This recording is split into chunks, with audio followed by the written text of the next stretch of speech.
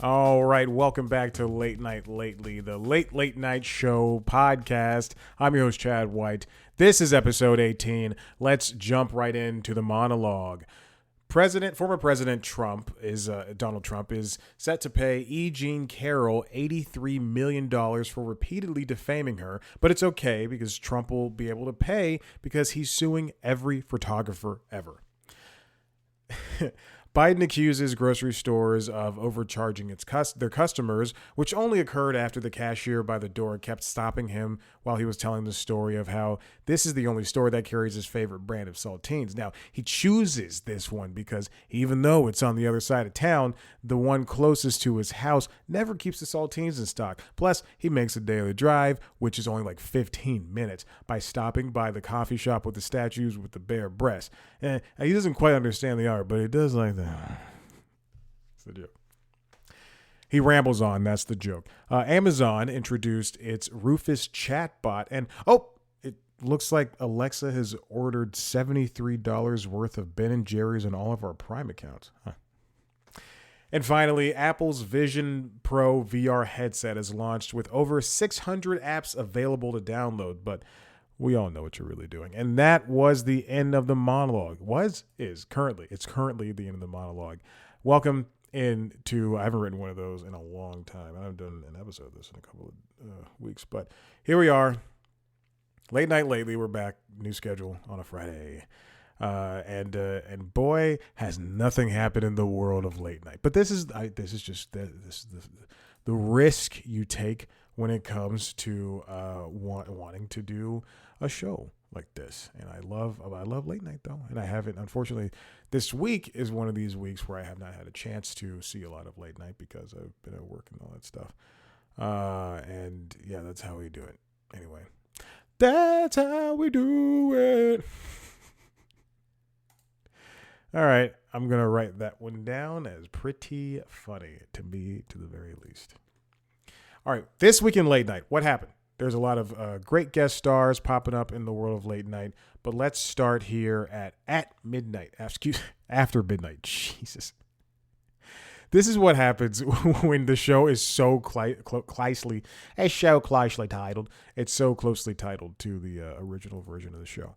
I didn't do an episode last week, but the last episode I did, I don't know if I did mention this or not, but it's something I definitely think about, especially when I haven't done that episode last week. But we are after midnight is in such a good position right now with being produced by Stephen Colbert and having one of the young up and coming comedians host it, and with it being on CBS as opposed to just being on Comedy Central, and there are a lot of things going for it, especially with it being such a cheap show to produce, it only has to rely on internet stuff.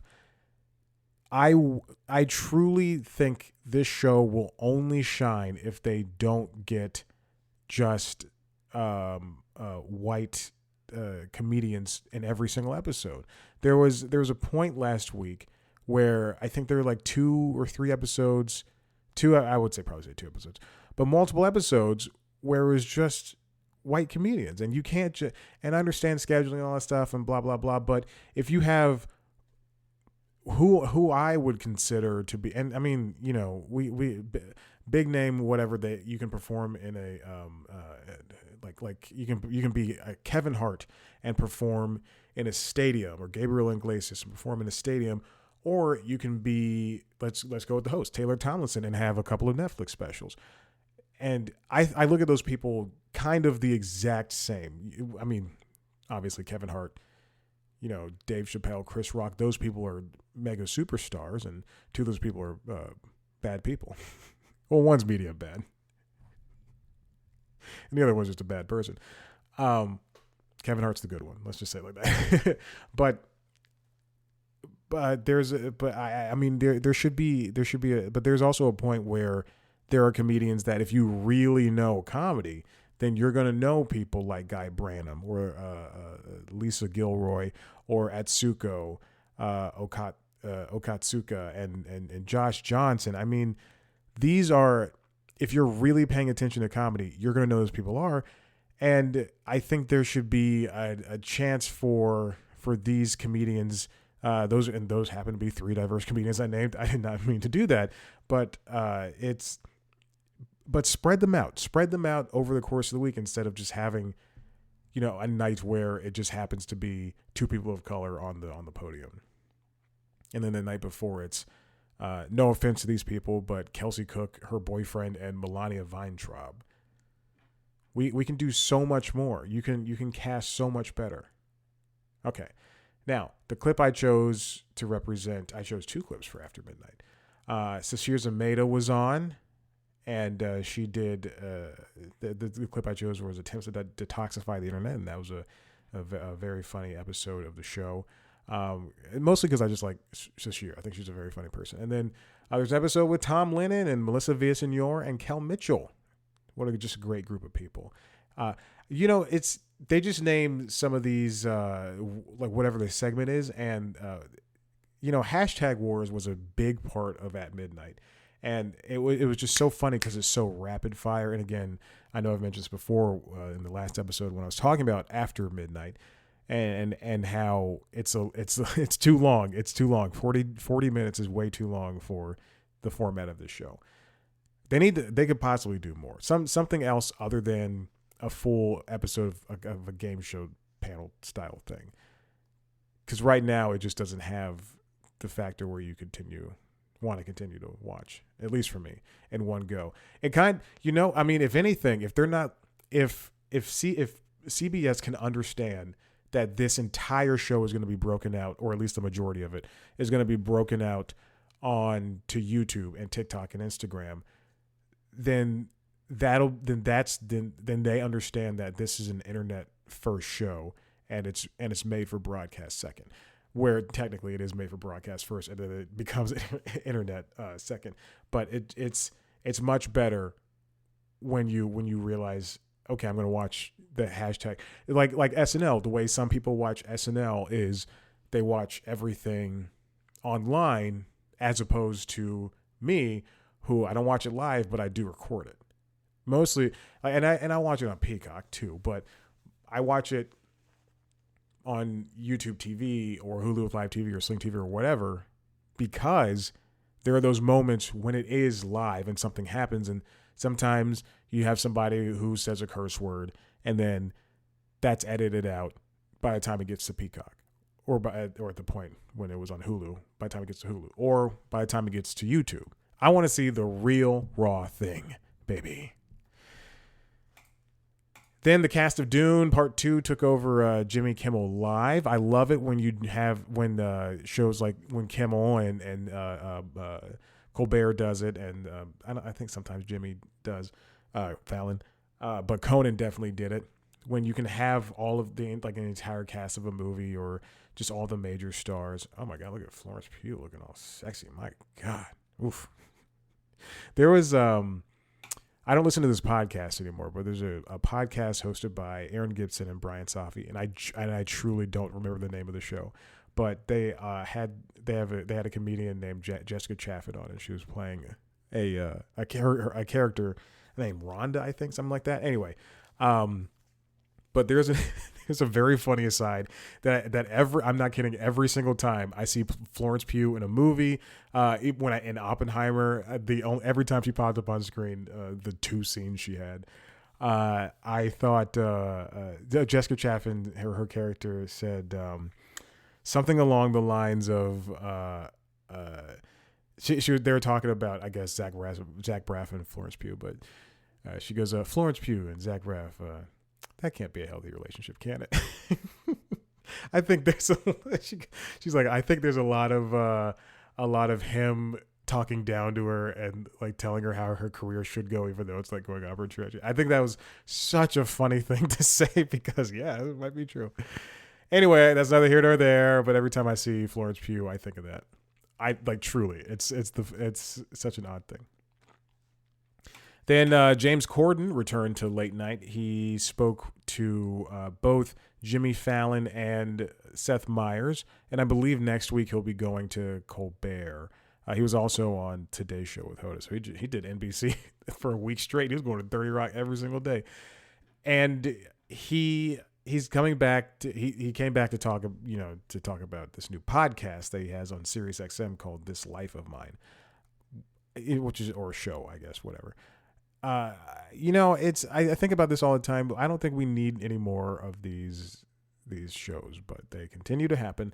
And for what it's worth, I was watching this interview with him on Fallon, and I was thinking, besides the fact that that he's probably he's notoriously not a nice person, and besides the fact that he went to a Writers Guild meeting and he like poo-pooed the idea of a strike and paying late night writers for, I do think he's a good entertainer. I'll say that much.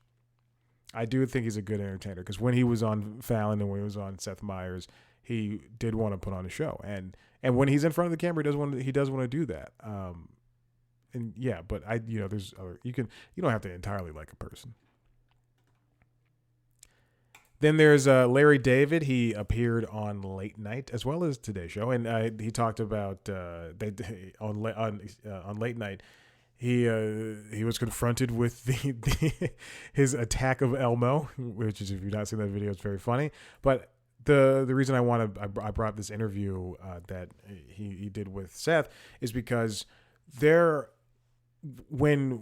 this is not talking about the strength of the interview process for Kimmel or Fallon or anyone else, but when Seth and Larry are together, it's there's something there that works so well, and I really enjoy those two together. And Larry just seems like he can be kind of it's as if they know there's not going to be a lot of people watching, and he can just be more of himself as well as more of the Larry character.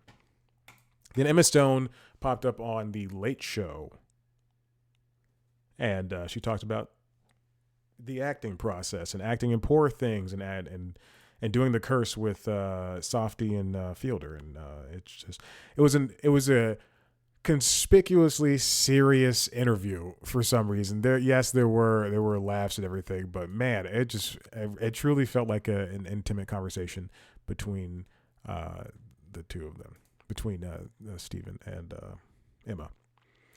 And that's it. That's all we got. That's it for everything for the videos, which is great. I feel like that moved by smoothly. So we got the monologue down. We got This Week in Late Night. Now let's hop over the topic. There was a story came out this past, or 2 weeks ago rather, at this point, that was talking about how Jon Stewart is returning to The Daily Show as the Monday night host. They decided to go this route, I'm guessing just for the election, because they definitely, as I said, needed, or as I mentioned previously, they needed someone to guide that show during the election. Pardon me. It is, I just pulled a Stephen A. Smith just up against the mic and clearing my throat, swallowing right into the microphone like he does. There is not saying I haven't done that before, because I definitely do that way too much. If anything, it's my biggest flaw, that and loving too much. When Jon Stewart hosted The Daily Show, and obviously when Trevor hosted The Daily Show, that show in particular was so, it's not influential for the election. It's not going to change anyone's mind, but I do think that The Daily Show with Jon Stewart and with Trevor Noah was in such a unique position compared to Seth Meyers and Jimmy Fallon and Kimmel, Corden, and Colbert, and even John Oliver, in that, and Sam B and Conan, in that, and Lily Singh, I guess, and Amber Ruffin, in that people really take to heart what the Daily Show hosts has to say, because I think that show is much more political and more in line with news than any other late night show that there's ever been. Look at Sam B's show, Full Frontal, and Last Week Tonight focus on the bigger picture, which works for them. But the Daily Show can focus on the bigger picture as well as these hyper local, hyper specific things, and along with talking to the people who are the problem. It's me. Hi. I'm the problem. It's me. And in some facets, this seems like a giant cop-out. Because Viacom didn't want to make a decision on a host. And they took too long. And yes, you can blame the not the pandemic, the strikes. You can blame the strikes. You can blame Hassan for telling not white lies, but great lies. At some point, you have to take into account that you refused to make a move when you had the chance. And you've got people, again, like Chelsea Handler, like Cal Penn, who were openly campaigning for this show. And now you want to go ahead and do something like this. When it reminds me of when Johnny Carson, he would take Mondays off, right? But that was in the latter part of his career. Jon Stewart's without a show now because Apple TV wanted to cancel the problem with Jon Stewart. And although it wasn't a good show, I do think it was there were very necessary parts of it that should exist. Not that monologue thing he did. But the interviews and the panel stuff and the story stuff he did were really good.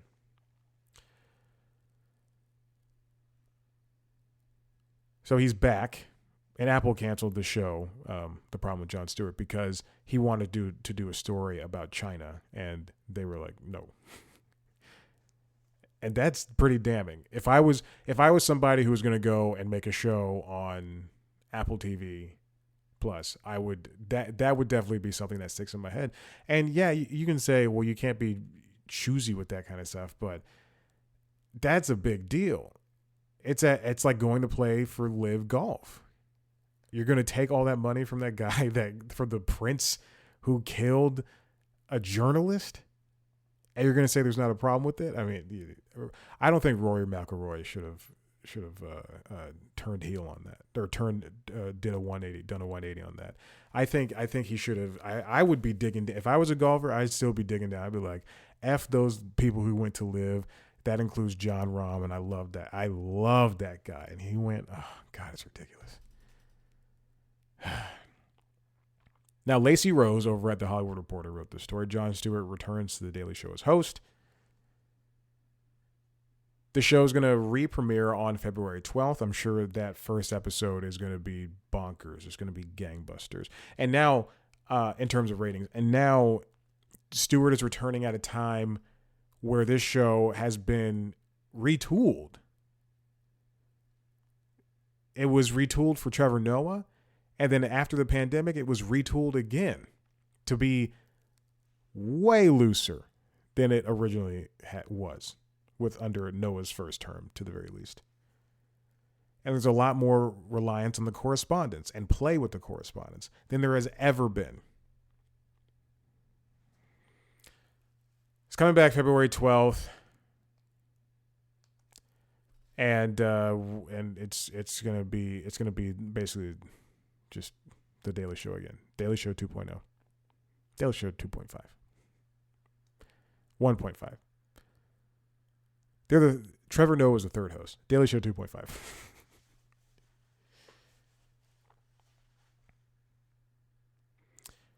Now, don't think that this is going to be the return of Jon Stewart to The Daily Show forever. He's not going to be the next new host. He's always talked about how it was tiring, especially when that's why The Problem was only like 7 episodes a season. But during his last run, in his 16 years, he was always like, this is so tiring.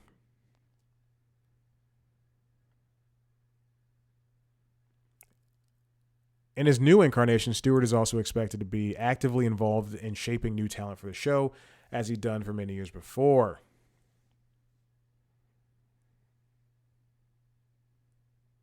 I just think it is such a very strange decision. Apparently, the head of Paramount, what is his name?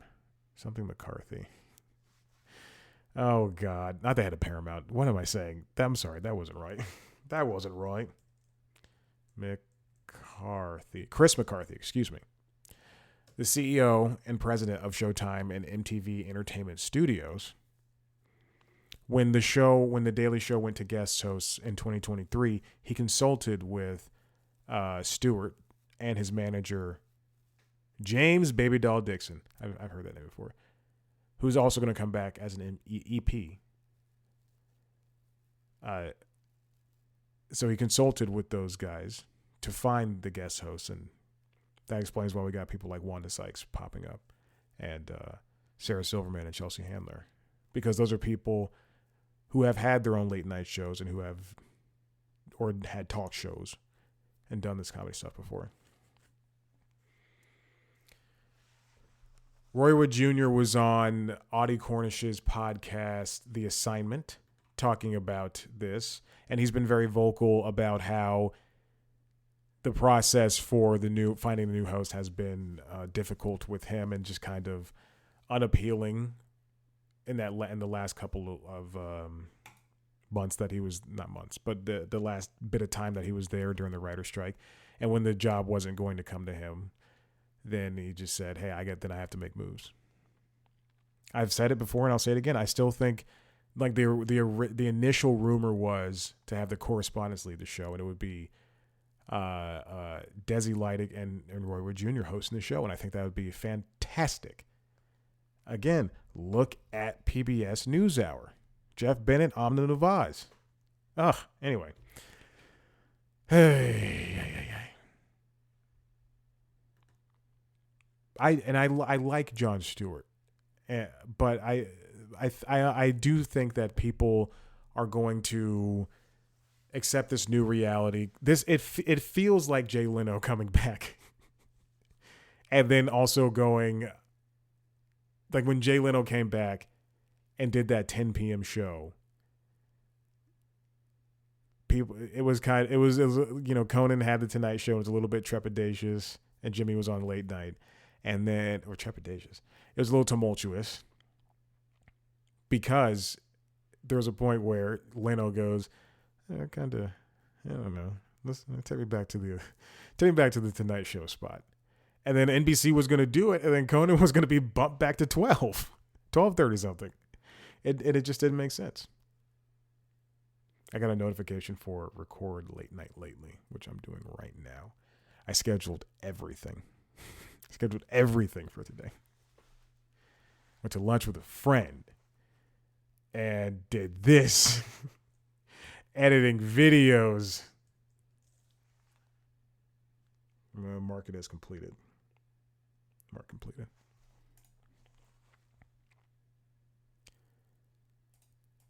I enjoy Jon Stewart. I think he's a very funny person. But this is going to set a bad precedent, is what I'm trying to get at. He's a very funny person.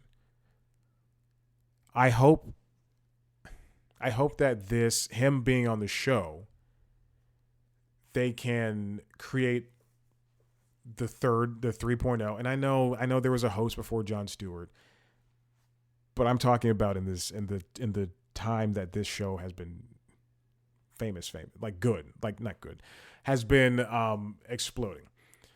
I want Jon Stewart, and also Jon Stewart's not free from his problems either. He only hired white writers. He was a horrible boss to call Jason Bateman and Charlie Day and who else is in that movie? Horrible bosses. I own the first one. Jason Sudeikis, that's it. I was like, they couldn't be two Jasons.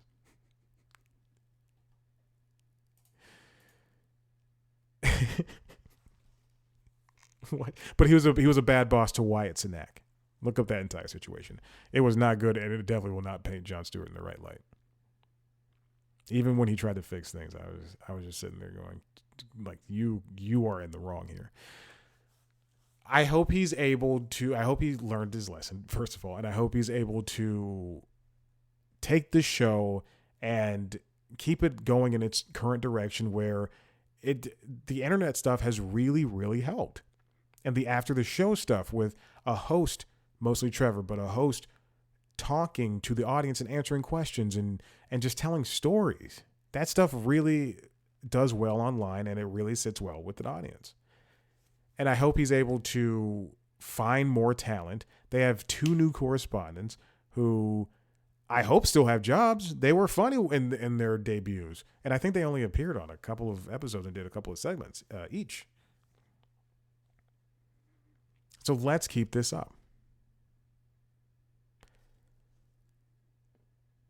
And the original producer's still there.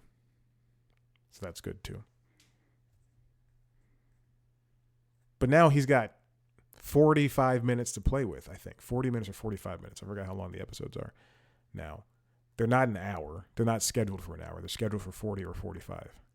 So that they can take up 33 or something like that. So now they have that. He has that time. Jon Stewart has that time to play with.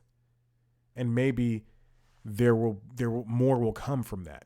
Because now he can expand and do more. And with more, you could either get The Problem or you can get whatever The Daily Show would be under Jon Stewart on a Monday night. Listen, if you like what you heard here, head to the website cpluscomedy.com where I talk to your favorite television and movie and podcast and stand-up and music and whatever. I talk to famous people. I just recently talked to the cast of In the Know on Peacock. That includes Caitlin Riley, Charlie Bushnell, J. Cameron Smith, Carl Tart, and the writer / creator Brandon Gardner. And as well, I talked to the cast of Ted, which includes Scott Grimes, Alana Eubank, Georgia Wingham, Max Bushnell, Paul Corrigan, Brad Walsh. Whew. All right. You can watch those on youtube.com/C+comedy under the show The Interviews. If you want to see a video version of this show, then you can watch that on youtube.com/C+comedy alongside the other podcasts, the LinkedIn Logs, which is the job podcast, and the Constitutionals, which is the entertainment business podcast. You can watch all those youtube.com and subscribe wherever you get your podcasts. Social media, TikTok, Twitter, Instagram, Facebook, @C+comedy, me @ChadBlackWhite. Thank you so much for listening. Have a great day. Goodbye.